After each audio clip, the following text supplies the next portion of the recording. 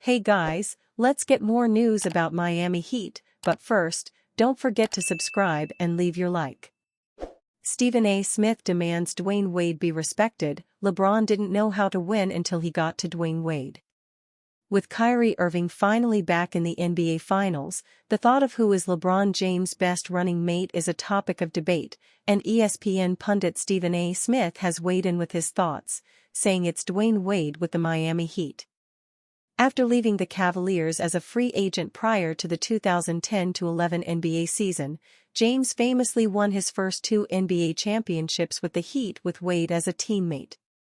Though they did reach the NBA Finals in all 4 seasons they were together in Miami, the two managed to win just 2 titles despite James initially predicting they would capture many more than that. James then went back to the Cavaliers for the 2014-15 NBA season, which would be Irving's 4th with Cleveland. Irving recently reflected on his tough times in Cleveland before James' homecoming, and the two ultimately combined to bring the Cavs their first and only NBA championship to date in the 2015-16 season. After one more campaign together, Irving departed for the Boston Celtics, and James helped the Cavs to another appearance, also their 4th in a row, in the finals, ironically with Wade again as a teammate during part of the regular season before he was traded back to the Heat. Leaving Cleveland once again, James landed with the Los Angeles Lakers prior to the 2018-19 season. He teamed with Anthony Davis to help the Lakers win the NBA championship in the 2019-20 season. Prior to this season, Irving reportedly had a strong interest in reuniting with James on either the Lakers or Dallas Mavericks, but that did not come to pass. So, James remains in search of his 5th NBA title, while Irving has a chance to capture his 2nd with the Mavericks against the Boston Celtics in the 2024 NBA Finals that begin on Thursday. Jamal Crawford recently said that winning this title would mean more to Irving than the one he garnered with the Cavs. It is difficult to say what any of these superstar players would have been able to accomplish without playing with each other, but Irving can certainly add to his own personal legacy by winning another championship. Shaq says he tried to get traded to West Team many times. After the Los Angeles Lakers won 3 straight NBA titles with the dynamic 1-2 punch of superstars Shaquille O'Neal and Kobe Bryant, things got a bit heated between these two players, forcing then-owner Dr. Jerry Buss to make a decision on which player he was going to part ways with. With O'Neal being older and potentially nearing the end of his prime years in the league, Buss traded O'Neal, shipping him off to the Miami Heat in a blockbuster trade that brought Lamar Odom and Karen Butler back to Los Angeles, among other pieces. This blockbuster trade sent shockwaves throughout the NBA, with the Lakers' dynasty ending, and there was no telling what the future held for Los Angeles and Miami.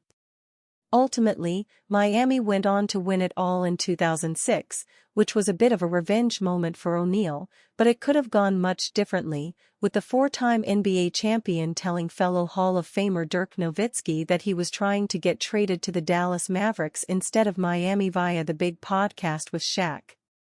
"I tried to get to Dallas many times," O'Neal said.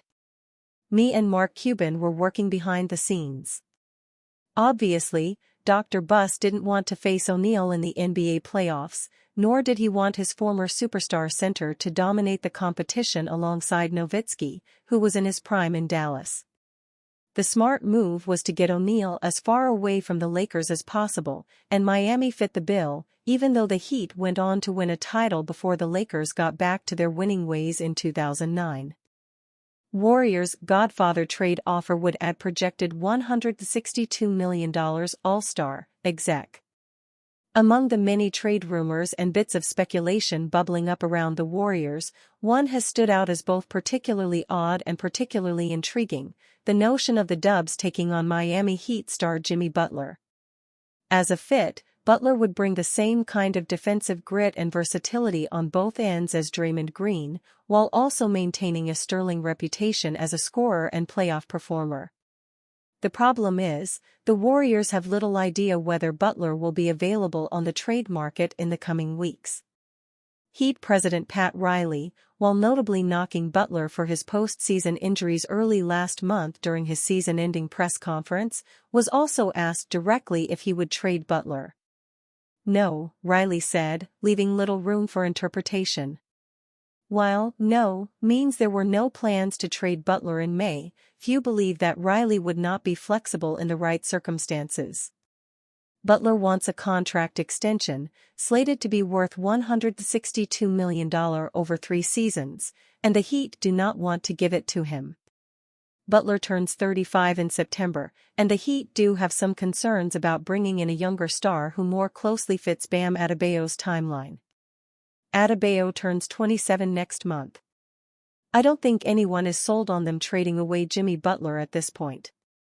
They have had their identity all tied up in Jimmy Butler since they got him, and that would be a tough thing to untangle, one NBA executive told Heavy Sports. But sure seems like now could be the time. If it is timeline that is the concern, then Butler would be an ideal player to team up with Stephen Curry and Draymond Green of the Warriors. Should the Heat and Butler reach an impasse over his extension, and should the Heat decide to deal Butler, they'll give Butler the courtesy of being involved in picking his next team. Anthony Slater of The Athletic reported last week that, if the Heat shop Jimmy Butler, I would expect the Warriors to enter the conversation to at least some degree. If they do it, if they look at trading him, they will listen to him, they're not going to send him to Detroit or Portland or somewhere he doesn't want to go. That's just how you treat a veteran guy in that situation, the exec said. The Sixers are likely to be a team for whom Butler would like to play, but the Sixers would need a third team, or more, to get involved. Philly has cap space and a handful of future picks, but neither is going to do much to keep Miami competitive now. The Knicks would have interest in Butler, but a deal would almost certainly involve Julius Randle, and the Heat don't want to add Randle to their mix. The Warriors, though, have players Miami could use. That's why they'd have to be a favorite if they decide to pursue Butler. But it would be costly, and essentially mortgage the Warriors' future. Golden State would have to hope that the Heat would be willing to bet on a bounce-back season from Andrew Wiggins, but also would have to deal away 2 promising young players, Moses Moody and Jonathan Kuminga. That would sting. Kuminga, especially, has been coming into his own, at age 21. Moody is only 22.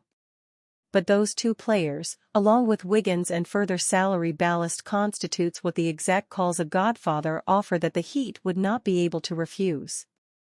The Warriors are the team to watch for me because Miami does not want to rebuild. They want to retool around Bam. If the Warriors did the Godfather offer, they could keep Miami competitive, get them younger, get them in a better spot, he said. And Jimmy would okay playing with Steph Curry and Draymond Green and Steve Kerr, you'd assume. If he gets traded, it's a small list. The Warriors have the best assets to make it happen. And you, fan? What do you think of the situation of Jimmy Butler? Leave your opinion in the comments.